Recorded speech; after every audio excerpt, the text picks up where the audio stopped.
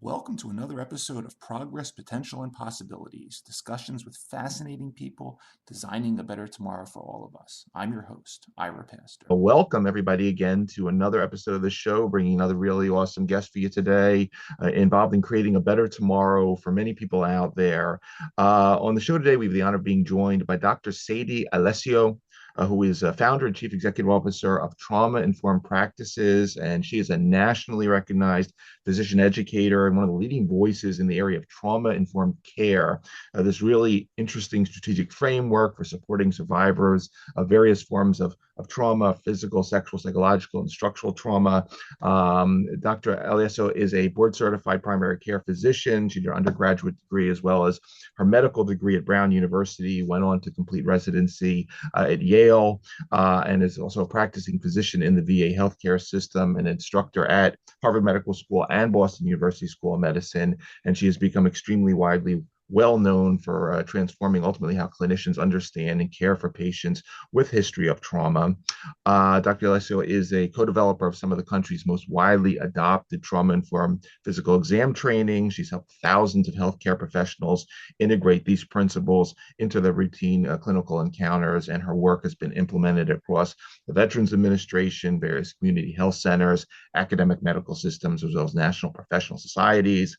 She's also the co-founder of the National Veterans Health Administration Trauma-Informed Care Collaborative, a member of the Trauma-Informed Healthcare Education and Research Collaborative, and a member of Harvard's Medical School TIC Steering Committee. And she is invited to speak about trauma-informed care for extremely broad audiences all over the place, including with disaster relief organizations, government organizations, as well as to various healthcare officials in developing nations as well. A lot of really interesting topics to get into today that we don't normally touch on, but really honored to have her. Dr. Sadie Elisseou, thank you so much for taking time to come on the show. Absolutely. Thank you so much, Ira. It's an honor to be here, and I appreciate that introduction. It's really great having you. Looking forward to getting into a bunch of themes today, as I said, that we don't normally touch on, but would love to start off with you, handing things over just to talk a little bit more about your background. If we could, hear your story about why medicine, and then ultimately a little bit of the early experiences, let's say, that first drew you into thinking about these trauma-informed principles. I think that would be a great way to get started. Sure. Medicine was always on the horizon for me. I knew that I wanted to be a physician when I was a little girl. My father is a primary care physician, and I always saw him as my hero. He would come home wearing that long white coat, and it just looked like Superman's cape to me. And he would be answering calls on the phone back in the day when we had beepers, and he would carry them around when he was on call, and he would just be speaking this other language. And I so desperately wanted to speak that language: nephrolithiasis, creatinine, CBC, etc. So I decided when I was in high school to apply to Brown University's 8-year program that combined an undergraduate and medical degree. And I got in, and that's how I pursued my medical profession. And then I ended up getting a job after residency, chief residency at the VA. And that was a stroke of luck. It happened to be the biggest game changer in my career. I thought it would be a pretty basic primary care job where I would just do the thing, but I ended up taking care of a panel of patients who happened to have high rates of trauma exposure, including adverse childhood experiences, which are also known as ACEs, as well as combat-related exposure, et cetera, et cetera. And about a third of my patients had post-traumatic stress disorder, also known as PTSD. So I started noticing over time that these patients were a little bit more tense, a little bit sweatier, a little bit more distracted, perhaps, during the physical exam compared to what I was expecting. And using my exam room as a lab, I paid attention and I started adjusting my speech and my body positioning and the way I moved about the room in an effort to help my patients feel more comfortable, feel like they could trust me, feel like they could trust the healthcare system, and in a spirit of love and compassion, just help them be all right and help them feel cared for. So I started teaching those strategies to medical students at Brown University, where I was teaching at the time. And just so happened that a couple of the students in my group had done research in trauma-informed care before, and they pulled me aside and asked me to teach them more about my trauma-informed techniques. And that was the first time I had ever heard that phrase before. I was really lost. I had to clarify, what did you just say? What are you talking about? And they explained that trauma-informed care is a well-established framework for supporting people who've been through very difficult things. And the ways that I was um, transforming the clinical skills that I had been taught in medical school to apply with my trauma exposed patients was apparently trauma informed. And that just like time stopped and it just light bulbs everywhere. And that was exactly what I had been striving for. That was the thing that I needed to move forward. So I basically became a hermit for a month. I locked myself in my office and I read whatever was published at the time about trauma-informed care. Mostly the literature was in the social and behavioral health services sector. It hadn't Mhm. really entered into medical school training. It hadn't really been applied in hospital practice or any of the subspecialties, or even much of the nursing practice or allied health professions education. And I developed a formal framework for a trauma-informed physical exam. Partnering with the students, we were able to make that required curriculum at Brown Medical School for the first year med student class. And we studied the results, we published it, we won an award for that publication, and now that curriculum is taught at medical schools across the United States. Outstanding. Outstanding. And before we drill down on some of the trauma-informed techniques that you developed over the years, I think it'd just be interesting to start out with this basic definition, and this is of course from the SAMHSA, or the Substance Abuse and Mental Health Services Administration definition, where they say that trauma is an event or series of events or set of circumstances experienced by an individual as physically or emotionally harmful or life-threatening. It's a long definition, and that is lasting adverse effects on the person's functioning and well-being, mental, physical, social, emotional, or spiritual. And then a key sort of subcomponent of this, and then I'll hand it back to you, is this principle that it's not about the experience itself, it's about how the person experienced that experience. And there's a lot of examples of the one they give about, okay, there's a child that gets a really painful vaccination event, or something like that. No one's explaining what's going on, and ultimately something we might see as kind of simple ultimately leads to loss of control, this feeling of being held down or frightened, which can last a long period of time. Maybe that's not the best example, but it's the one that was interesting to me just reading about it. Take us down this path, because it's kind of we don't want to separate these two subjective experience from the actual experience, but very important in the definition itself. I think what matters most in understanding how trauma happens is just acknowledging that humans are complex beings. We are biopsychosocial organisms, and there's so much that we still don't know about human health and functioning. Still, so many medical textbooks and publications use the word, use phrases like unknown cause, unknown etiology. And so we're just complex. There can be two children who grow up in the same household and experience the same challenging, threatening event. and both come out very differently. They've interpreted it differently, they've internalized it differently, they've applied it differently. So there's that. I would say one common example we have was the COVID pandemic. Many people were discussing it as a collective trauma. I think that that may be a little bit of an overstatement. It was a collective trauma exposure. We all had to face something new and challenging, and we all came through it in different ways. So I think it is true that this is coming from a quote from Gabor Mate, who is a world famous trauma specialist, a family physician in Canada who now studies and publishes about trauma. He says that trauma is not what happens to you, it is what happens inside of you as a result of what happens to you. And that's really true.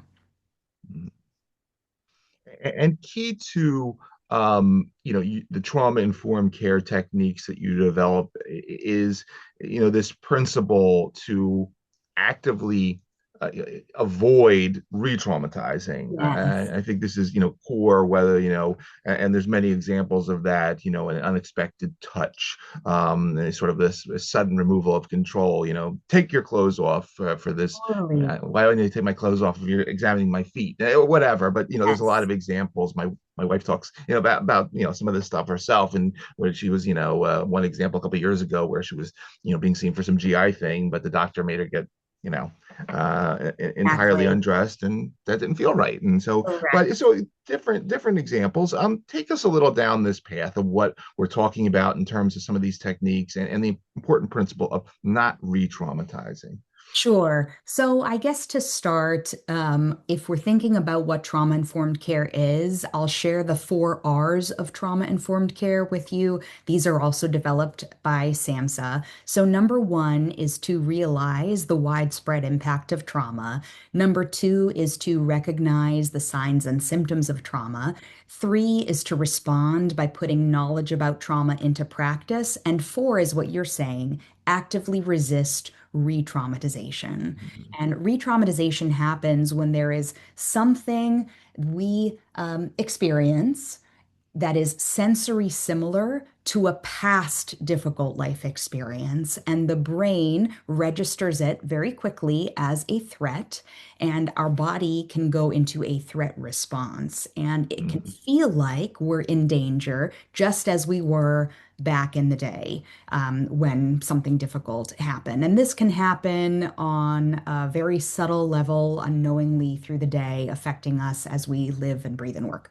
So, for the physical exam, as an internist, as a primary care doc, the physical exam is probably the riskiest thing that I do. I do prescribe medications, of course, but I don't perform surgeries. I don't use needles much. Nurses give vaccines, right? So, at least where I work. So, I have people undress in front of a stranger and I touch them in sensitive body parts and I ask them very personal questions and they are wondering what horrible thing they're going to find out about their health. So there are at baseline reasons to feel some level of distress during a physical exam. And then for people who have gone through very challenging life experiences, it may be perceived as even more threatening. So I can share with you some of my framework for a trauma-informed physical exam. Ira, would that be helpful? Absolutely, Okay, absolutely. Take cool. your time. This is very important. So take your Okay, time with this. cool.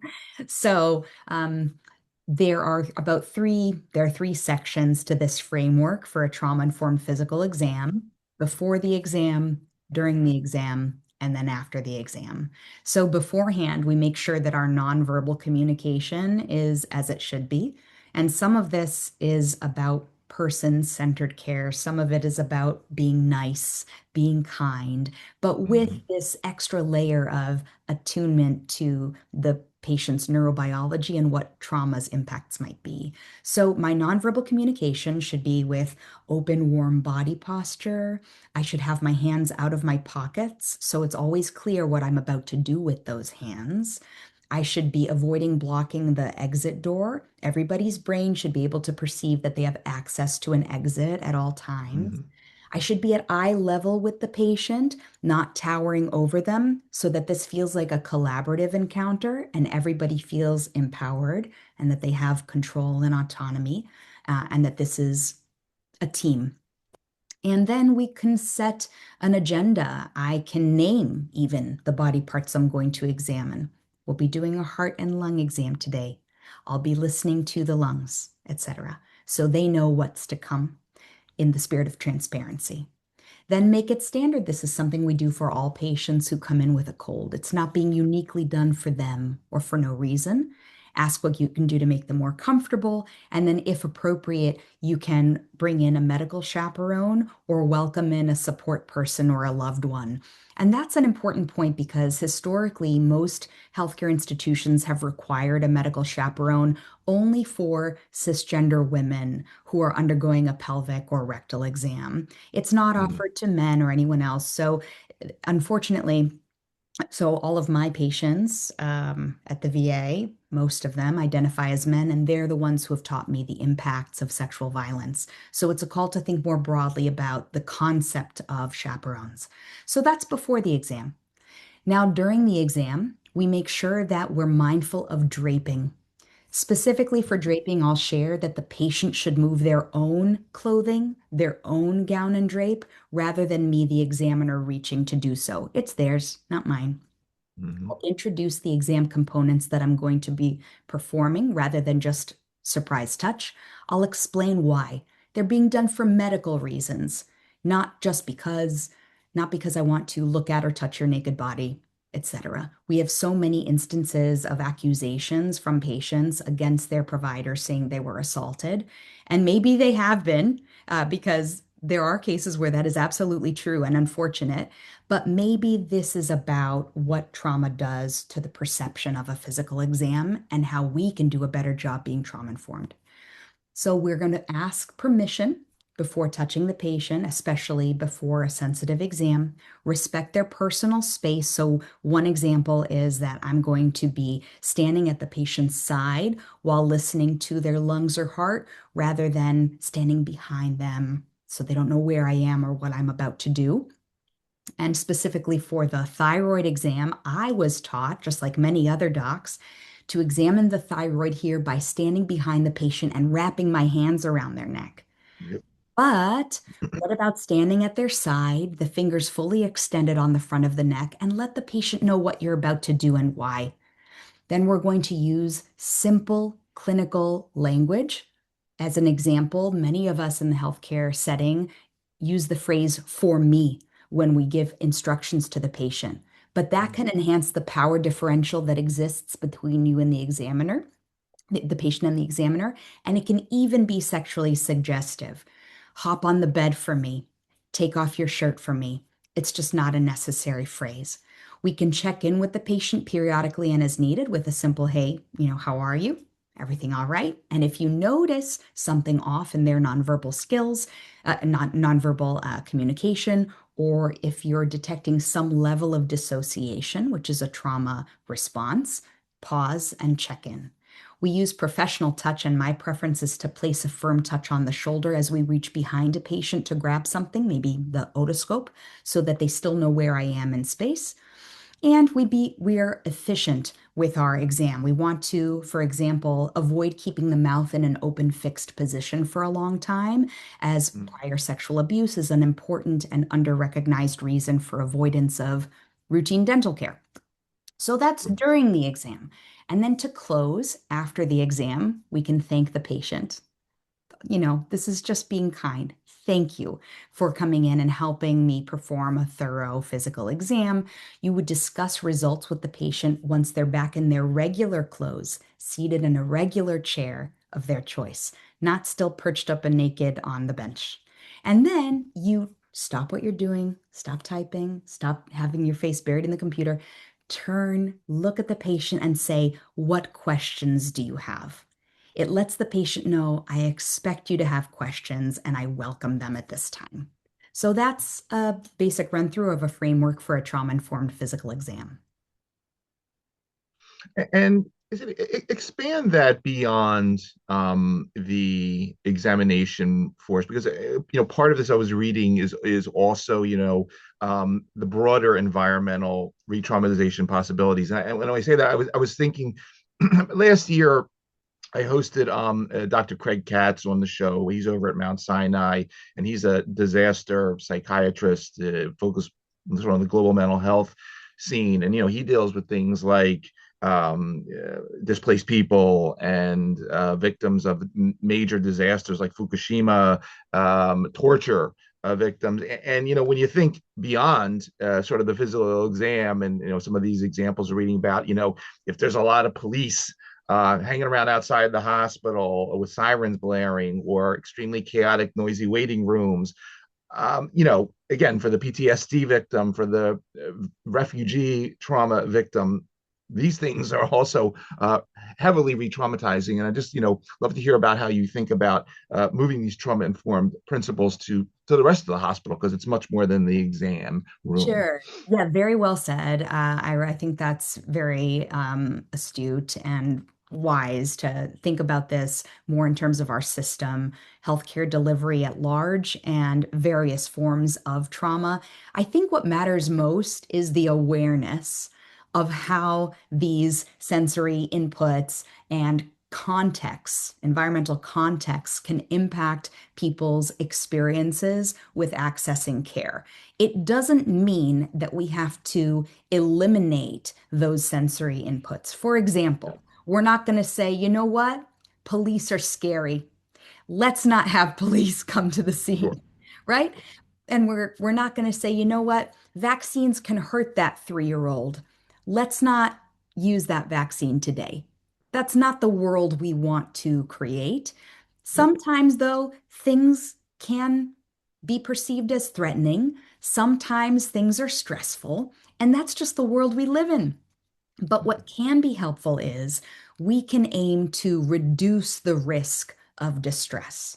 We can aim to, in a context that is still loud with flashing lights and maybe claustrophobic machines and strange people, crowds all around us, we can be the light. We can be the one to be heart to heart and eye to eye with the patient or client and say, I'm here. You're safe. We're going to do this together. And you can model that calmness. And we as humans are biologically wired to connect in that way.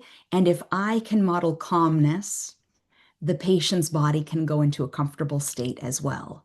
And all it takes is one person in a chaotic scene to really transform that experience. And just to kind of reassure us all, in a traumatic situation, most of us do not go on to develop post traumatic stress disorder. Sure. Most of us actually experience some degree of post traumatic growth. And if you think about it conceptually, if we didn't have tough things in the world, we probably wouldn't have many of the innovations we have developed, many of the technologies, many of the scientific developments that you discuss here on your podcast. Yeah.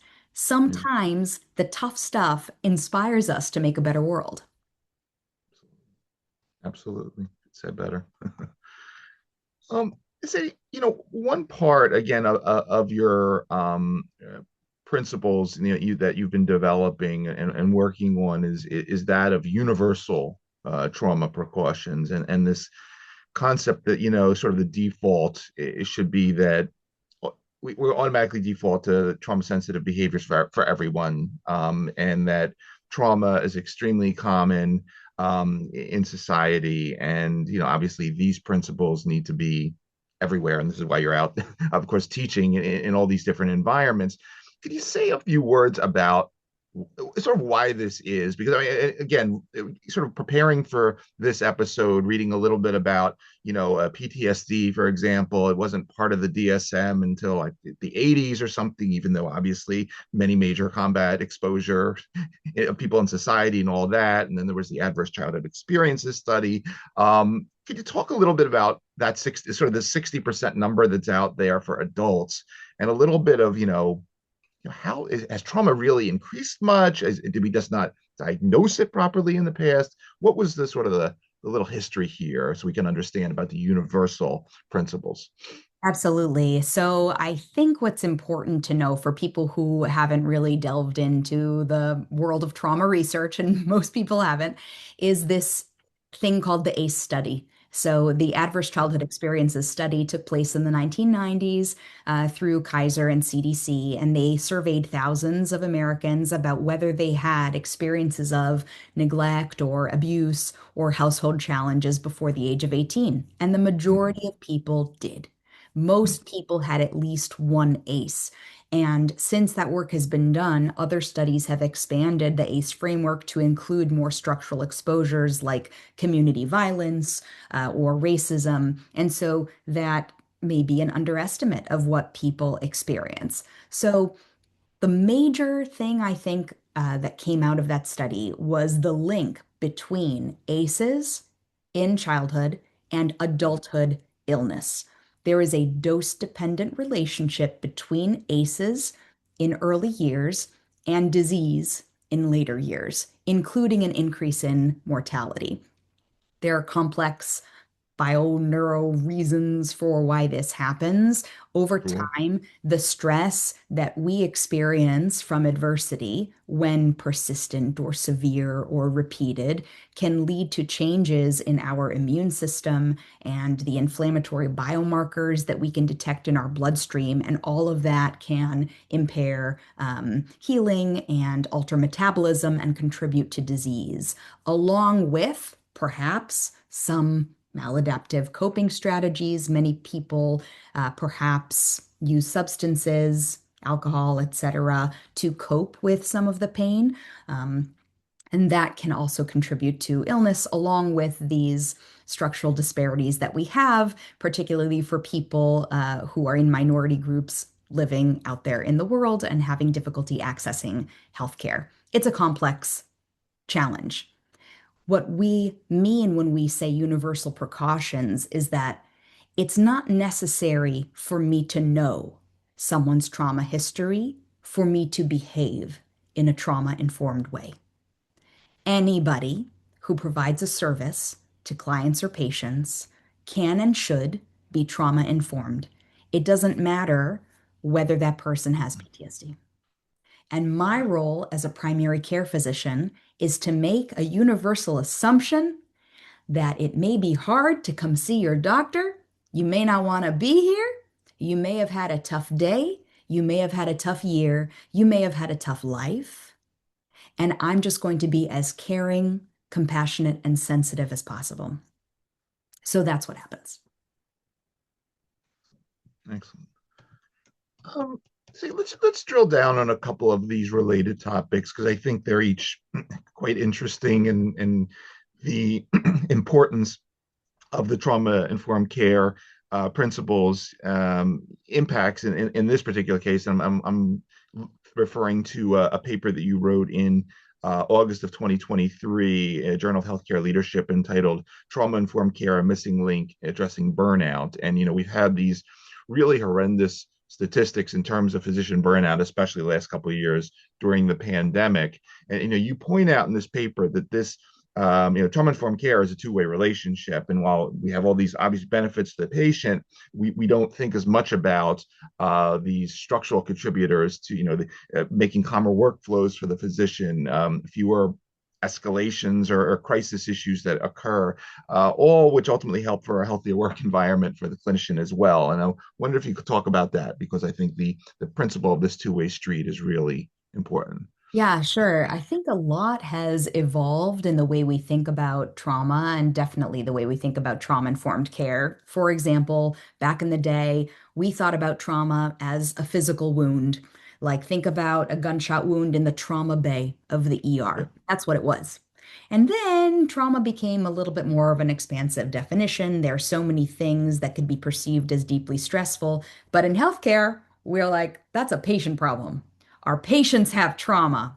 We're not thinking about it for ourselves because it's a little too vulnerable feeling to look inward. And we've been taught in our healthcare culture to be stoic, and we have the gloves on, we have the mask on, we get deep in the dirt, and we just move on to the next patient. So, fortunately, one kind of nice thing that happened as a result of the pandemic is that we're being a lot more open about mental health. There's a significant surge in mental health awareness, and just thinking about the publications about ACEs or the word trauma in Google searches, everything just accelerated.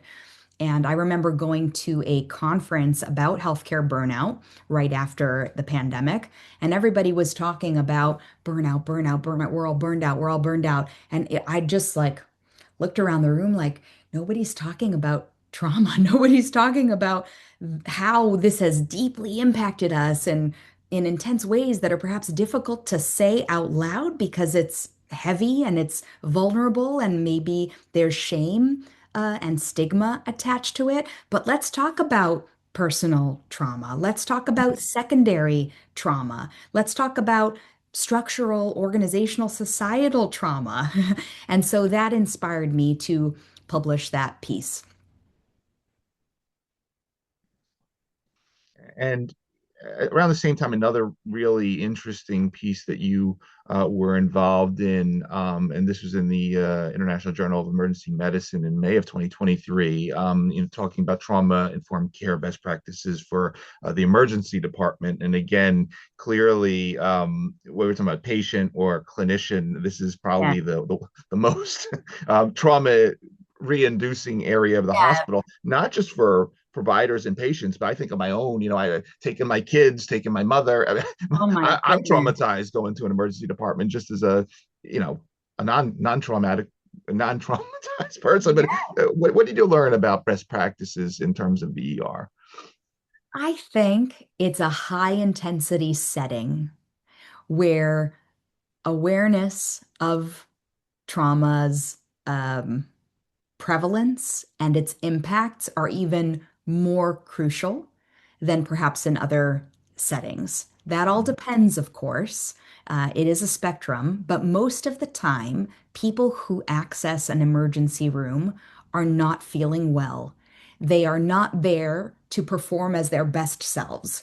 They're not there to be polite. In fact, they often demonstrate some very challenging behaviors. And I think what's what can be really transformative for healthcare professional understanding is this concept of the window of tolerance. So, the window of tolerance is an established psychological concept, and we aim to stay in a middle zone of this window where we can think and act clearly, and we are present, we are grounded, but then something, perhaps even subtle, can activate us or trigger us to move up or down out of that window. Perhaps we're hyper aroused and we're tense and on Mm-hmm. guard and agitated and angry. Or perhaps we're hypo aroused where we're just detached and checked out and withdrawn. And oftentimes, unfortunately, because of the complexity of human illness and social economic barriers and disparities, people who often are sicker and accessing the ER are really flirting between that boundary of being within their window and being hyper aroused. So we often see agitation in the ER. We often see aggressive behaviors, perhaps shouting, perhaps being physically threatening. And that is a real safety concern for the patients as well as the people who provide care. And at the same time, it can really help the healthcare professionals and the patient's outcomes if the professionals understand that perhaps this is not about a patient trying to be a jerk. Mm-hmm. Perhaps this behavior is an outward manifestation of internal pain and or fear. And if we have that lens through which we see the world, a trauma-informed lens, we have more capacity to access empathy so that we can then behave in a compassionate way, help establish rapport, and help us be therapeutic so that we, in partnership with the patients, can reach their goals and our goals. Um, See, one other area, and we do a lot with talking about the future of technology on the show, and one of the people that had on a couple of years ago from the VA was Rachel Romani, who was leading a lot of their research initiatives in digital health and telehealth and things like that. And interestingly, at the beginning of the pandemic, you published this piece. This is in Federal Practitioner in July of 2020, talking about trauma-informed telehealth in the era of COVID. And I thought this was quite interesting because I was thinking, oh, okay, telehealth makes everything better for everybody, but it wasn't pointing out, yeah, it can, decrease, obviously, some of the issues that we're talking about, but at the same time, you risk re-traumatizing based on a variety of, issues that sort of the virtual world brings into play in terms of, hey, I'm on this call, but does the entire internet see me? Exactly. And all sorts of other dynamics that we don't think about in the digital age. What are some of the things that you've learned over the last few years in terms of digital health and telehealth, and how this is an important part, an important balance, let's say, that we need to strike in trauma-informed care era? Yes, absolutely. So this is a work in progress, and I enjoyed publishing that and other pieces with colleagues in trauma-informed care. We're all still learning from one another, especially for new frontiers of healthcare delivery like telehealth, perhaps not so new anymore, but still. And I think what is most relevant, perhaps, with a trauma-informed approach to telehealth is understanding how our voice and physical image may be perceived by the person on the other side. There are so many ways in which telehealth can be wonderful and improve access to care and improve a patient's sense of safety. I'm in my Mm-hmm. own house. I'm in my own slippers. I can pick when it happens. I can see the doctor, 6 weeks sooner if I get on a virtual call compared to waiting for a face-to-face visit. There are so many ways in which it serves me. I don't have to travel through traffic because my anger goes through the roof when I'm waiting in traffic on the highway, et cetera, et cetera. All these proven benefits. But at the same time, we had a patient who threw a fit in a dermatology clinic because there was a webcam on the desktop monitor. And am I being recorded? I'm about to disrobe so you can do a full skin exam. What is happening? There are other instances where we're using oral probes with cameras to put inside people's orifices, and perhaps they're on camera with multiple people in the room, and this doesn't feel great for people who have been previously mistreated. So, just having an awareness of that, and when you are on camera, just think about it. We've all had experiences where we're FaceTiming with grandma and we can just see her left elbow, and that's all we see. When you are about to join a formal patient encounter, look Mm-hmm. at the way you appear before you click join. Make sure that you are well lit, that you're not backlit. It needs to be very clear to the patient that you are who you say you are. It needs to be clear that you are dressed professionally. You are here for medical reasons. You are alert. You have a background that is not cluttered, that is not chaotic, that is not too personal, and that you are in good spirits. It's clear what your demeanor shows. You are warm Mm-hmm. and inviting. And so you want to make it as clear as possible that this is a safe environment. The main principles of trauma-informed care, there are six of them. We've talked about multiple frameworks here today, multiple definitions. Yep. The six core principles of trauma-informed care from SAMHSA are safety. Okay, physical, psychological, and emotional safety. Do whatever you can in any type of an encounter to establish an environment of safety. Two is trustworthiness and transparency. Think about how transparency is so relevant in these telehealth examples. Three is peer support. Four, collaboration. Five, empowerment, voice, and choice, because choice has been taken away from so many people in traumatic situations. We aim to give them back their autonomy. And 6 is attending to cultural, historical, and gender issues, acknowledging how trauma influences people, populations through history. So, all of those things in the back of one's mind can lead to actual practical strategies in your clinical skill set with patients and in the way you manage and lead teams and organizations. Outstanding. Outstanding. Um, See, one last topic that I wanted to just broach with you, because you did write a piece recently on this principle of respecting body size diversity. And, you point out in this paper that weight stigma is itself categorized as a form of trauma. And then you also point out that even today, as we're here in 2025, well, this paper is 2023, but a lot of clinicians and a lot of people, in the healthcare system, for some reason, still strong negative attitudes, and we've got to balance this off, because this is, a form of trauma, and we are in an era of weight bias, and this influences, I guess the process of care. What did you learn in this area, and how? Do you see things potentially changing per your, the lessons that you're giving and as you're teaching about this specific form of trauma? I think what I'll say here is that most people go into the healthcare profession with the desire to be helpful to society. We mostly want to help others. However, sometimes there are internalized stigmas and biases that are under the radar. They are unconscious biases, and we perpetuate trauma unknowingly and unintentionally. Trauma-informed care is sometimes obvious, but sometimes it's not always inherent, and it is a learned skill.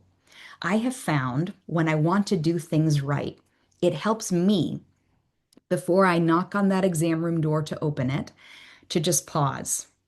Make sure that I am in my window of tolerance. Make sure that I tap in to a feeling of compassion. And when I open that door, my full intention is to make sure that that person has a good experience. And being in that frame of mind absolutely changes the words I say, how I move, and how I build a therapeutic rapport with the patient. Burnout is very relevant here. The healthcare system's barriers are relevant here because if I am stressed out and pressured for time, and my paperwork stack is like this, and I know that I'm not going to get ahead, and I'm feeling rough inside, I may just want to get things done quickly. I may just default and say, okay, so for your obesity, tell me about your diet. Tell me about, are you exercising? Let's just get this done. I need to type my note. Rather than, can we talk about healthy lifestyle? I'd love to hear about how things are going with nutrition and with physical activity. There's a difference, right? Mm. It's a difference in the words you use, a difference in the feeling in the room, the thought processes in the room, and that relationship that is built, that bridge that you can build between you and the patient.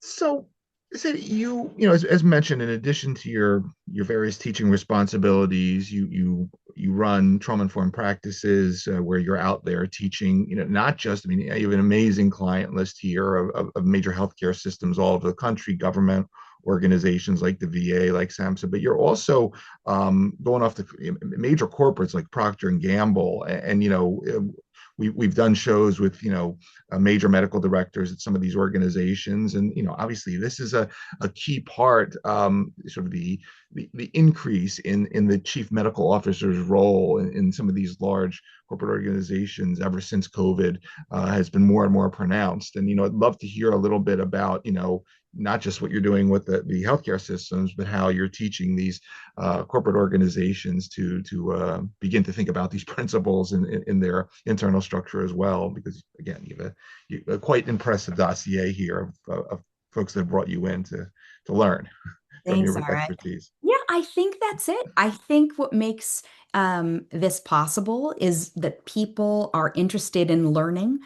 We are in a time in history where we have access to learning right here at all times. So people are listening to your podcast. You have thousands of people tuning in on YouTube.